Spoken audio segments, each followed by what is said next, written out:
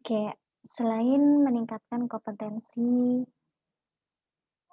koordinasi antara mata dan tangan atau yang mungkin bisa dengan kata lain kita sebut untuk meningkatkan motorik halus si anak.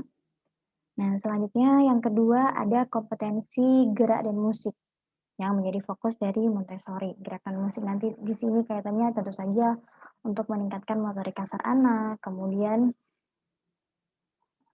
kaitannya dengan seni, seni musik ya. Nah, untuk gerak dan seni, kenapa di sini gerak dan musik kemudian ya dipasangkan satu sama lain? Nah, dan untuk anak-anak, bergerak itu, eee, kita kita berusaha untuk menarik anak agar mau bergerak, itu salah satunya dengan musik. Nah, di sini ada beberapa media yang bisa kita pakai untuk meningkatkan kompetensi gerak dan musik. Pertama tentu saja ya alat musik. Nah, alat musik ini kan ada bermacam-macam ya, untuk anak-anak bisa kita mulai dari alat musik yang dipukul, yang seperti ini alat segitiga ini yang, bisa dibunyikan dengan cara dipukul, atau alat musik yang digoyangkan atau digerakkan atau dikocok, di sini ada marakas. Kemudian anak belajar langsung dari kotak musik, atau juga bisa dari alat musik tiup, di sini, atau dari alat musik tiup. Jadi, ini untuk poin 1 sampai 4 intinya adalah, alat musik dulu ya, alat musik. Jadi alat musik yang dipukul, alat musik yang digoyangkan, kemudian kotak musik, atau alat musik yang ditiup. Kemudian yang kelima, untuk gerak, di sini ada sepeda. Nah, ini kalau diperhatikan sepedanya sedikit berbeda, karena tidak ada pedalnya. Nah, ini istilahnya balance bike. Jadi anak tidak belajar untuk mengayuh, tapi mereka belajar dulu keseimbangan. Nah, dengan belajar keseimbangan, lama-lama mereka nanti, bisa menggunakan ini awalnya dengan kaki ya, dengan kakinya, kemudian mereka perlahan-lahan akan mengangkat kakinya ketika mereka sudah cukup bisa menjaga keseimbangan. Nah, nantinya, mereka bisa melakukan transisi ke sepeda, pada umumnya. Jadi, metode ini tidak perlu nanti menggunakan roda bantuan, tidak perlu menggunakan roda bantuan. Kemudian yang keenam, daun dan biji-bijian. Nah, ini daun dan biji-bijian kaitannya apa dengan gerak dan musik?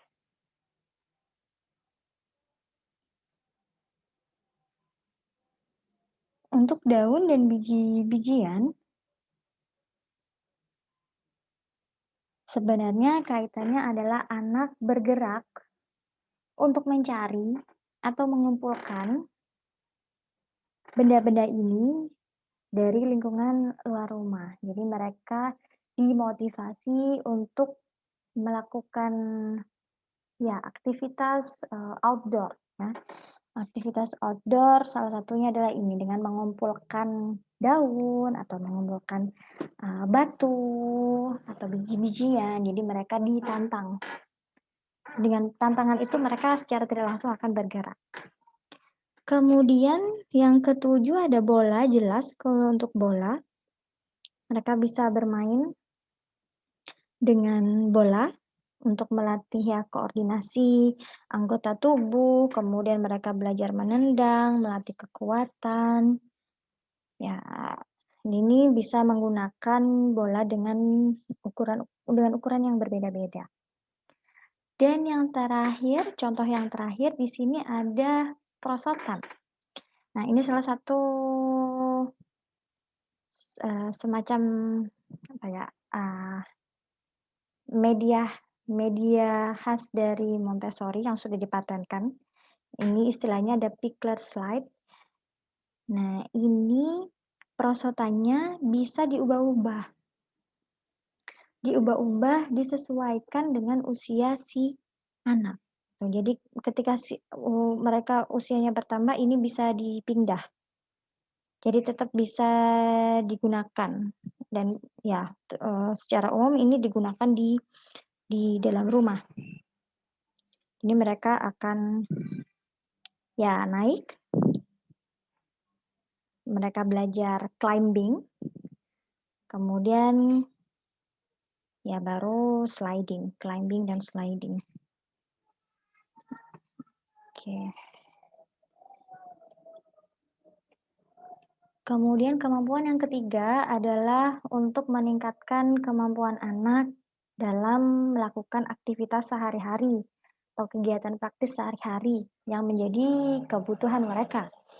Nah, ini contohnya adalah mencuci piring. Nah, sebenarnya ada banyak hal nanti yang bisa dilatih dari si anak.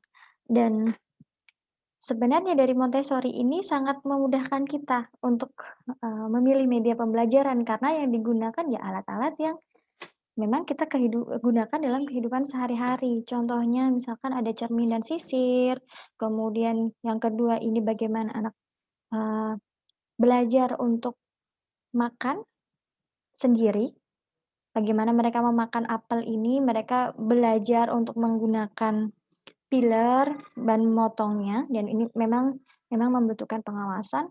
Kemudian yang ketiga, ya alat makan, yang keempat mereka juga bisa belajar untuk membuat kue, atau membersihkan kaca, atau merangkai bunga, atau di sini ya belajar bersih-bersih. Nah kalau kita, sadari sebenarnya anak-anak seringkali ingin ikut terlibat dalam proses, aktivitas kita sebagai orang dewasa.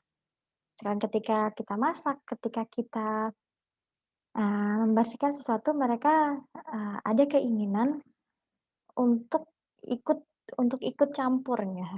Nah inilah sebenarnya yang harus kita manfaatkan. Nah justru, di momen-momen inilah anak ya harus kita ajarkan, secara mandiri bagaimana mereka bisa melakukan kegiatan praktis ini yang tentu saja sangat bermanfaat bagi kehidupan mereka dan menjadikan mereka seorang yang independen atau mandiri. Kemudian yang pertama tadi koordinasi mata dan tangan, gerak dan musik, practical life. Yang keempat ya, idealnya keempat ada keterampilan dan seni. Ya, ini perkembangan, seni anak. Nah, untuk perkembangan seni anak saya rasa, cukup jelas di sini ya kita bisa menggunakan, alat dan media pada umumnya sebenarnya dengan cat air, kertas jarum jahit, gunting, pensil warna, kapur warna dan penghapus, lem atau clay. Jadi untuk seni, ya kita bagaimana memfasilitasi anak dulu, mereka untuk bisa berkreasi ya dengan alat-alat ini. Jadi intinya kita memberikan kebebasan, freedom. Kemudian yang tidak kalah penting tentu saja untuk meningkatkan kemampuan berbahasa si anak. Nah, di sini kita bisa menggunakan replika hewan. Replika hewan ya dengan tujuan untuk contohnya anak bisa menyebutkan kosakata dari hewan-hewan atau bisa juga pakai replika buah-buahan. Jadi ini pembelajaran langsung kita menunjukkan langsung replikanya kemudian meminta mereka untuk menyebutkan. Yang kedua ada kartu bergambar. Kartu bergambar di sini sebenarnya tujuannya sama untuk demonstrasi, jadi kita menunjukkan secara langsung kepada anak apa yang ada di dalam gambar. Kemudian buku, baik dari kita yang memberikan cerita atau membiarkan anak-anak untuk mengeksplorasi buku ini sendiri dengan melihat ke gambar-gambarnya.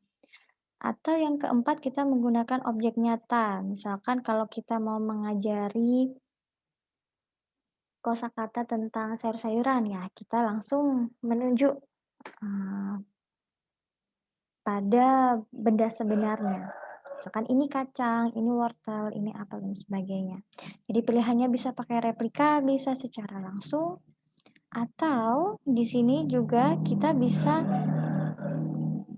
menggunakan kombinasi antara benda, objek nyata, dan gambar. Jadi nanti kita bisa meminta anak, manakah biola, manakah, trompet, dan sebagainya. Dengan mencocokkan antara gambar dan, objek aslinya. Oke, kemudian untuk bentuk media pembelajarannya sendiri, bagaimana sebenarnya dalam Montessori? Kalau kita lihat tadi kebanyakan adalah alat-alat yang memang, menjadi bagian dari kehidupan sehari-hari ya, dari kehidupan sehari-hari. Nah, kenapa kemudian Montessori menggunakan alat-alat tersebut? Kenapa menggunakan media tersebut? Karena ada beberapa karakteristik yang menurut Montessori itu ideal sebagai media pembelajaran si anak. Yang pertama ada target one skill. Jadi media pembelajaran yang dipakai itu diusahakan bisa fokus, bisa membuat anak untuk fokus pada satu kompetensi. Misalkan fokus untuk memasukkan, koin ke dalam celengan. Nah, memasukkan koin ke dalam celengan. Jadi anak fokus di situ. Jadi, ketika misalkan koin, koin tidak, susah masuk, mereka pasti akan berusaha lagi. Jadi fokusnya, melatih itu tadi ya, fokus untuk memasukkan koin tadi, bagaimana, si anak berusaha agar benda ini bisa masuk. Selain itu ada auto correction. Auto correction contohnya misalkan tadi ada mur dan baut dengan ukurannya berbeda-beda. Jadi anak-anak harus memasukkan baut ke dalam, lingkaran-lingkaran tadi ya. Nah, karena ukuran-ukurannya berbeda, sehingga ketika ukurannya tidak sesuai, maka tidak bisa masuk. Nah, di sini sebenarnya ada fungsi auto correction. Jadi anak, eee, trial dan error akan berusaha itu untuk bagaimana agar kesemuanya bisa masuk. Dan di sini sebenarnya kita sebagai adult, kita tidak perlu kemudian melakukan intervensi atau memberitahu, "Oh ini, besar harus masukkan ke besar, kecil tidak perlu. Karena mereka secara otomatis mereka melalui trial and error tadi akan lama-lama akan mengerti, "Oh ketika ukurannya sekian, harus saya masukkan ke lubang, ukurannya sekian. Ketika lebih kecil akan saya masukkan lebih kecil." Nah ini yang dimaksud dengan auto correction. Kemudian natural material. Nah, memang kalau kita lihat secara umum media pembelajaran yang digunakan di Montessori berbahan dasar kayu. Nah, kenapa kayu? Kenapa kayu dipilih? Karena jelas pertama, dianggap aman sebagai anak, dianggap aman untuk anak, kemudian kayu kayu ini juga dia sustainable. Sustainable artinya bisa kemudian nantinya didaur ulang, tidak merusak lingkungan, dan ini juga sebenarnya mengajarkan juga kepada anak secara tidak langsung. Oke, dan karena kayu juga warna-warnanya akhirnya terbatas ya untuk warna-warnanya. Warna-warna ini bisa membuat, meningkatkan fokus si anak.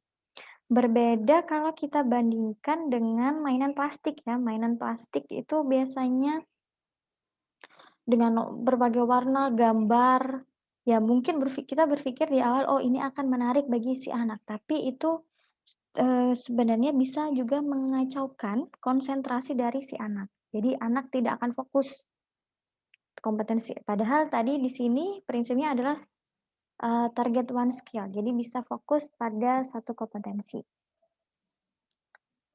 Kemudian yang terakhir ini juga jadi ciri khas dari Montessori adanya individual tray and basket. Jadi media pembelajaran itu biasanya akan ditempatkan di tray, di nampan-nampan. Jadi anak, harus bertanggung jawab terhadap nampannya, apa yang ada di sana dan mereka akan fokus untuk belajar, apa yang ada di nampan tersebut.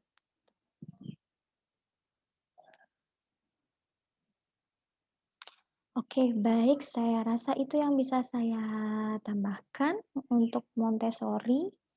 Sebenarnya banyak informasi bisa teman-teman dapatkan di YouTube atau di internet, atau bila ada pertanyaan bisa langsung ditanyakan, kepada saya pada sesi perkuliahan selanjutnya atau melalui pesan.